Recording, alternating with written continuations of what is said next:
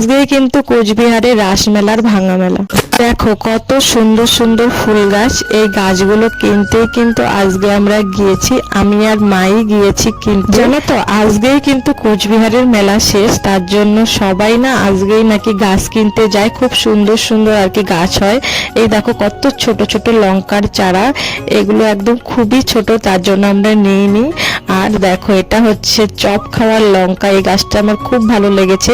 এই গাছটার না অনেক দাম, 180 টাকা। লঙ্কার চারা নিয়ে তারপরে আমরা চলে গেলাম, এবার নেব ফুলের চারা। আমরা কিন্তু অনেক কিছুই নিয়েছি, পরে তোমাদেরকে দেখাবো যে গাছগুলো হলে অবশ্যই তোমাদেরকে দেখাবো যে আমরা কি কি গাছ নিয়েছি। আমাদের গাছ কেনা হয়ে গেছে, ভাবলাম যে চলো যেহেতু এসেছি তাহলে একটু মেলায় ঢোকা যাক। আর মেলায় ঢুকে তো আমার মাথা নষ্ট হয়ে গেছে।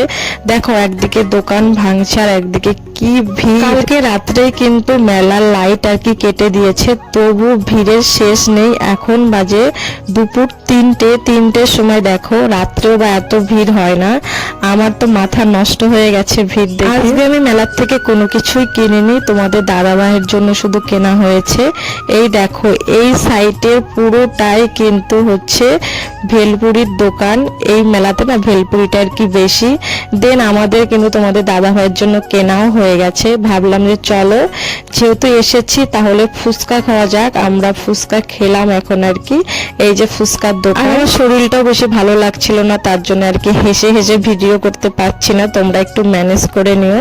তো আমাদের ফুচকা খাওয়া হয়ে গেছে, এখন আমরা বাড়িতে চলে আসবো।